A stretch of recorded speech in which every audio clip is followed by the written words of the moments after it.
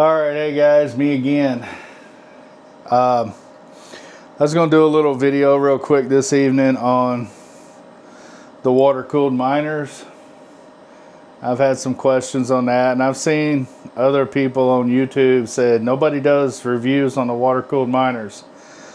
And I'm not sure why. I guess not too many people have them or whatever, or are running them.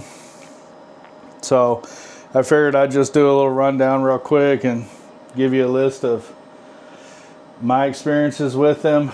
I don't have a ton of instances to draw from. I have 8 S21 plus hydros, and I have 6 S19 hydros, and a little sprinkling of air cooled. So obviously you can see I've had some issues and you can see I take them apart to see how they work. So I'll just run through this real quick. What I can tell you, the 21s and the 19s use the same control board. Okay, the 21s just have 3 cables plugged in. The 19s have 4. If you look at the end of them, you'll notice that this is an S19 and this is an S21, both of which got some issues with. This one you can see has 4 boards, 3 of which are missing because I've taken them out because I'm probably going to have to send them off maybe to get fixed. I'm pretty sure it's temperature sensors, because that seems to be what it always is. And this is one of the boards that's in the 19. That's it. I mean, they're good and solid. They seem well built. But they have apparently 4 temperature sensors on the board. And those temperature sensors are just not very good quality, I guess. They go out pretty regular, and if they go out, then that board won't light off. When you start up a 19, again, they're just different. When you start up a 19, if you look at it at the end of the board, well, it's really hard to see because they're really tiny. They're SMD components, but they have LEDs that show up through these little holes here. Okay, and when you first put power to it, it runs through whatever self-test it is, and I'm talking about the regular Antminer firmware that comes on it. It runs through its self-test, and that takes 15-20 seconds. Then it'll start each board, and these lights will be blinking red, meaning the board is non-functional. It's not working. And it starts with the outside one here, and you'll see it change to green, and it'll start blinking green. And then as long as the control board is happy with everything, then that one will stay green, and it'll start ramping it up, and it'll move to the second one, and it'll start flashing green. Now, if it doesn't like something about the first one, it'll turn red again. It'll blink 3 or 4 times green, then it'll turn red again. And it'll try to start it 3 times. And if it can't start it, if it's not happy with it after 3 times, then it moves on. It will just leave that board non-functional, and the rest of them can be fine, and it'll start up and run with just 3 boards. And it'll drop your hash rate from 200 to, 150. I've had 3 boards fail total. This machine only has 1 good board in it, and I have the other 3 boards taken out because I was thinking about sending them to one of the repair shops to have them looked at. But then I stopped and I thought about it, and I was like, well, hang on a second, because I had an interesting thing happen with one of the 19s. I got it right out of the box.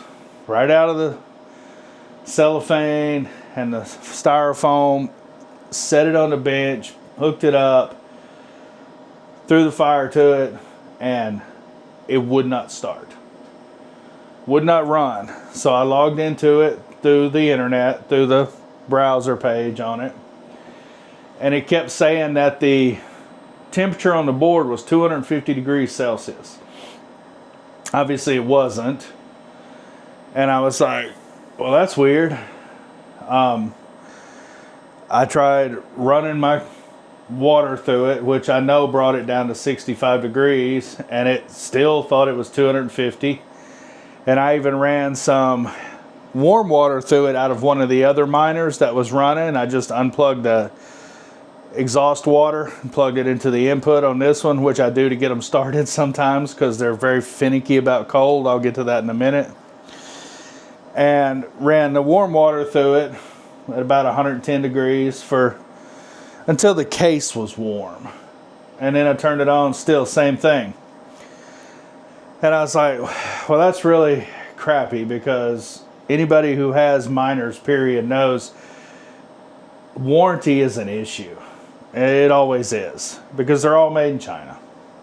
And even if you buy it from a place in the United States, they're still going to send it back to China. And it's still run by Chinese people. So it's really all the same. So I was like, well, just out of curiosity for 1 second, I'm going to try something. And I loaded the Vnish firmware on there. And I've talked about that before. I just let it come up, and on my web browser running the Vnish, it sees it. And I was like, yeah, upgrade to your stuff. So it did. And then it restarted it, and thing runs perfectly. We call it the golden child. And it changes how they start up and everything. That Vnish firmware is completely different.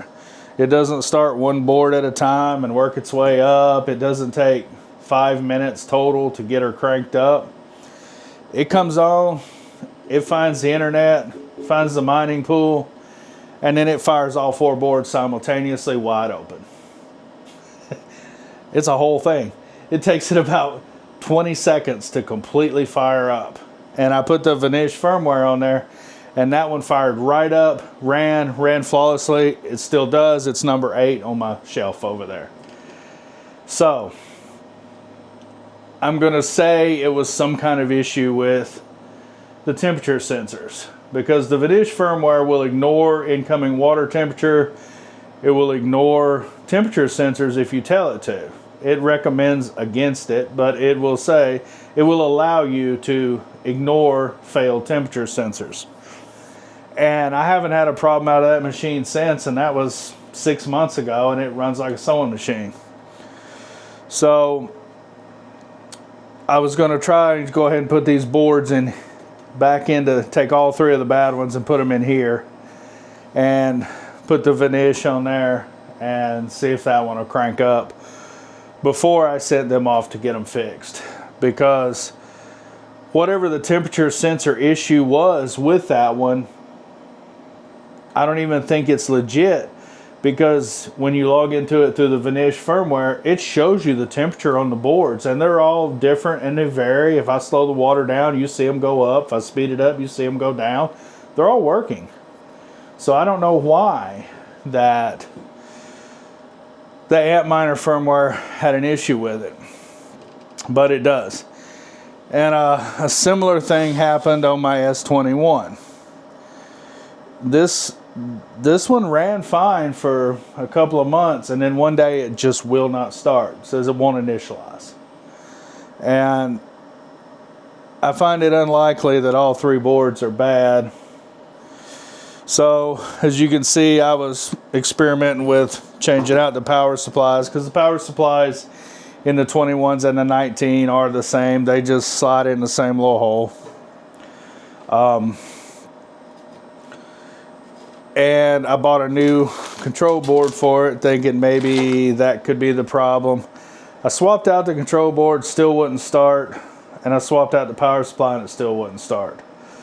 So I don't know, I'm a little bummed at this point. I'm not sure exactly what the issue is. My next step, once I get my solar taken care of is I'm just going to disconnect one board at a time and see if I can get it to start with partial boards, and at least then I can narrow it down to which board it is.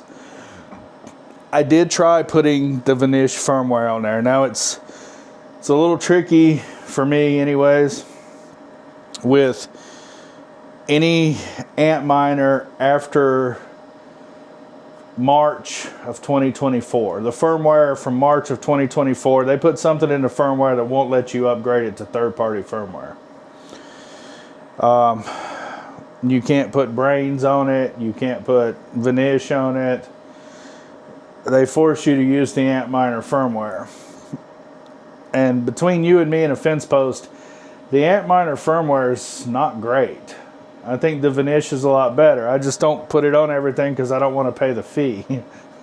But it is much better, and it will allow you to set hashing speeds provided the machine meets certain criteria. So it helps me on the water cooled, like on that 200 terahash machine, that S19. I set the parameters as long as the chip temperature on the board is less than 50 degrees Celsius, then ramp up.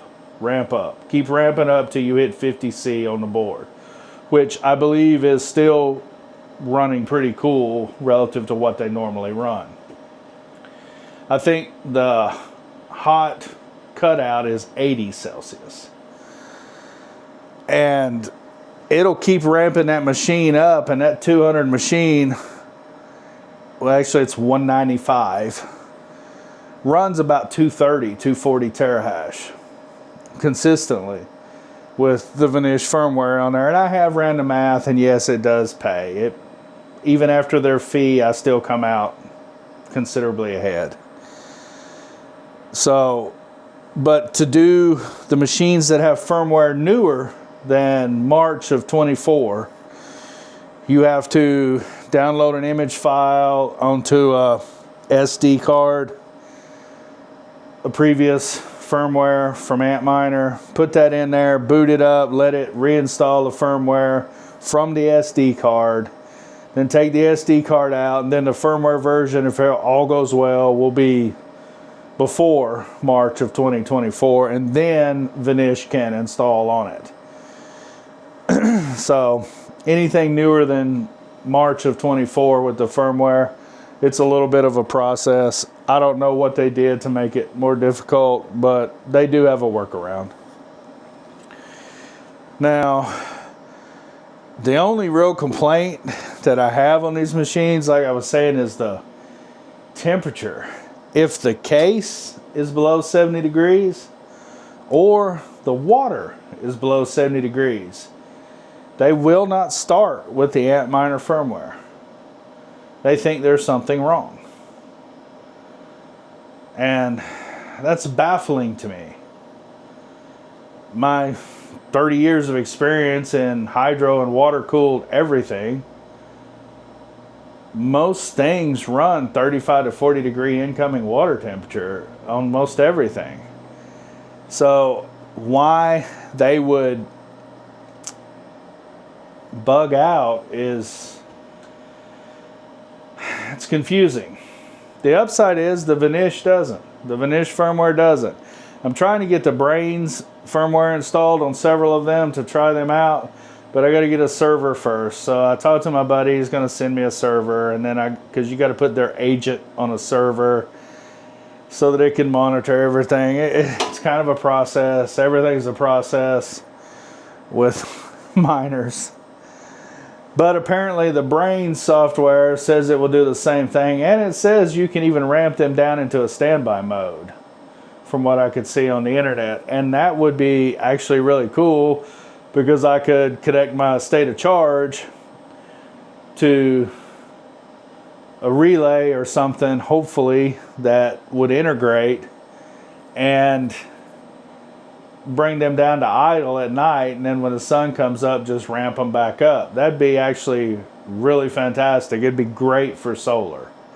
which is what I need, because right now I just have to kill them at the end of the night and then go start them up in the morning. And because they're all temperamental with the water temperature, I literally have to start them, and I've figured out on the S21s I can count to 30, and then I crack the water, just barely crack it, so that they don't overheat, and then they'll start at about 40 seconds. They'll engage the boards, and they'll start baby bearing them up, and they'll sit there drawing an extra couple of amps for another 30-45 seconds, and then if they're not mad about anything, they'll go ahead and ramp on up, and then they'll crack the water a little bit more. I've had to get my wife to do this when I was out of town, and she was like, "Really?"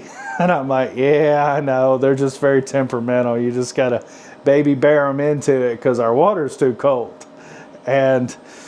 But at least with the Vnish, she's the one that dubbed it the golden child. She's like, "I like that one. It just starts." I'm like, "Yeah, I know.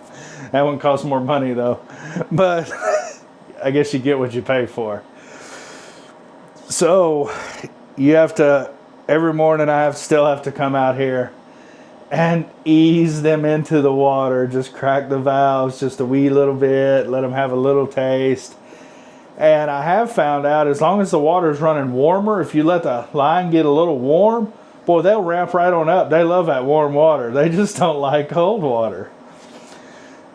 And the question probably that people, or response people probably say is like, "Well, you don't want the machine sweating." Okay, well, it's electronics and sweating. But first and foremost, pure water, which is what that is, condensed out of the air, doesn't conduct electricity. So that's not really an issue. And secondly, the boards should have a coating on them that protects them from moisture. And I can tell you, I have pictures. If I can find one, I'll try to stick it up in the video of these machines sweating so bad during the summer when they were outside that water was running off of the table. I mean, you could just run your finger across the line and it would drip off the end of your finger. So sweating doesn't hurt them, in case anyone was wondering, or at least it hasn't in my experiences with them. I've had every one of these machines sweating like a hog, okay? And none of them have bugged out or quit because of that. And it makes sense that they shouldn't. The coating on the boards should protect them from moisture. And of course, pure water, like condenses out of the air, doesn't contain any minerals. And minerals is what allows water to conduct electricity. So without minerals in it, it doesn't conduct electricity. So I don't know that that's the reason they do it. I really just don't know why they do it. And all I know is you have to put different firmware on there if you want them to be able to operate below 70-degree water. Now, I have noticed that once they get started and once they're up to mining, I can go ahead and open the water up even though it's like 60, 65 degrees, and they'll continue to run. So once you get them going, I guess they're okay with it. But starting out, they don't like it at all. And these couple of problems is the only problems that I've had with the hydros. I know people say the S21s and air-cooled are nothing but junk. I haven't had any issues with mine. And they've been overheated a couple times. Let's just be real. Playing with the manifolds and the water flows, I've gotten the exiting water up to about 135 degrees at times. And of course, sometimes, you know, things happen and I'm counting and my counting's a little bit off and the phone rings and I forget to crack the water valve. So I have overheated them on several occasions. The safeties do work. They do kick in, and I haven't had any issues out of it. Aside from that one S21 that just randomly decided it's not going to initialize. And 3 boards in the 19s, and they were all out of different machines. And these guys may have been because I didn't have the ground hooked up to the ground rod on my system. And it seems kind of weird, and it really shouldn't have mattered, but I think it probably did make a difference, because for some reason the case on these to the ground rod, there was like 200 volts potential difference, and the ground rod is literally on the other side of the barn. The passage through the middle of the barn, it's grounded over there on the ground rod, and that's why I came back and put a ground rod in on this side and grounded everything to there too. So that may have had something to do with the 19s. They're just not as efficient, so I don't like to run the 19s. They use the same amount of power as the 21s, but they do half the mining, which I guess is part of their game. And aside from that, they seem to be okay. Like I said, that's the entire list of the problems. Granted, my sample size is not that big, but I do start and stop mine every day. And starting and stopping is typically harder on equipment than continually running. So if these were just continually running on a farm that was using grid electricity, I don't know. I don't see that they would be problematic. But other than that, that's my little tidbit on water cooled. If you guys have any questions, any specifics, throw them in the comments and I'll address them in the next video or so. And I'll try to get y'all a little progress video out tomorrow. It's been raining and overcast and cold here every day, but it did finally stop raining today, and I managed to get all the poles in the post for the next 2 solar grids. And tomorrow we're going to start the welding marathon, and I'll try to get y'all a little update on that. With a little luck, it's supposed to not rain next week. Maybe by the end of next week I can have the next 2 grids up and we'll have full power in here, and we'll see how many we can run then, because it'll be as good as it's going to get. I'm going to the Bitcoining mining conference. I think it's the 11th through the 13th of November. So I don't know if any of you guys are. Leave a comment. You know, we might could get together while we're there. I did get a lead from another guy on some batteries, and I may actually slide on over to Houston and pick up some batteries while we're there, because the price point on them is pretty good. And well, it's cheaper than I can build them. And anytime I can buy something pre-made cheaper than I can build it, well, it's a good day. So that's it. You guys have a good evening.